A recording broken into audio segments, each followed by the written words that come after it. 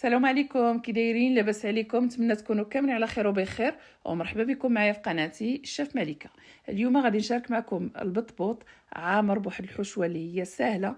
اول حاجه غادي ندير هي العجينه ديال البطبوط. هنا كيما شفتوا غادي ندير 2 زلايف ديال الفرينه وزلافه ديال الفينو، 2 معالق صغار ديال خميره الفوريه، ومعلقه صغيره ديال السكر سنيده، ومعلقه صغيره ديال الملحه. وغادي نعلكو مزيان مزيان، ومن بعد ما علقتو كيما شفتوا تيجي قاسح، ما تيجيش رطب بزاف، تيجي قاسح العجينه ديالو باش تنجح معكم. غادي ندهن هكا العجينه بشويه ديال الزيت ونخليها ترتاح واحد 5 دقائق، وندوز نشكلها هكا كويرات صغار.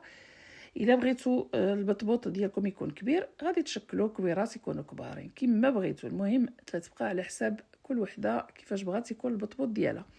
او بغيتو ديروه هكا هذا المعتاد اللي تنديروه داير، غادي ديروا كويرات صغارين وتطلقوها بالمدلك صافي.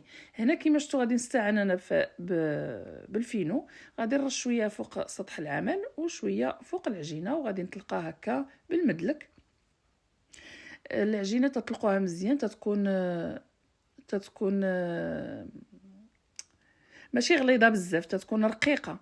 ومن بعد تنشكلهم هكا، تنقسم العجينه على 4 وتنشكلهم على شكل مثلثات هانتوما، وغادي نحطهم في واحد المنيدل وندوز نكمل معكم العجينه اللي بقات صافي. هانتوما تنرش بشويه ديال الفينو، تنطلق بالمدلك، وغادي نقطعها على 4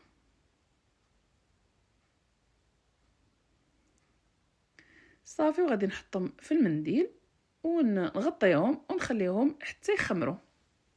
هنا انا خداو معي ساعه باش خمروا. غادي ندوز ندير الحشوه. خديت مقله ودرت فيها شويه ديال الزيت المائده. هنا درت واحد 2 بصلات مشلضين رقاق، زدت عليهم الفلافل. عندي انا شويه الفلفله حمراء وشويه صفراء وشويه خضراء، نتوما ديروا اللي عندكم في الثلاجه. وغادي نزيد واحد 300 غرام هكا ديال صدر الدجاج. وهنا عندي التوابل، الملحه، ابزار، والثومه بودره. اللي ما عندهاش الثومه بودره تحك واحد الفص ديال الثومه عادي صافي. غادي نحرك ونخليها طيب، ما تنزيدش الماء. الحشوه تتبقى على حساب كل وحده شنو بغات دير، ماشي مشكل.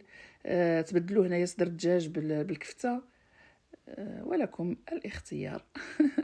صافي غادي ندوز. هنا كيما شفتوا راه خمرت العجينه ديال البطبوط، غادي ندوز نطيبها. المهم غتبقاو تقلبوهم هما مازال ما طايبينش باش تيتنفخوا. انا وليداتي تيحماقوا على البطبوط معمر صراحه وتيجي لذيذ صافي. من بعد ما طابوا كيما شفتوا غادي نحيدو، وغادي نبقى حتى نطيب العجينه كامله اللي عندي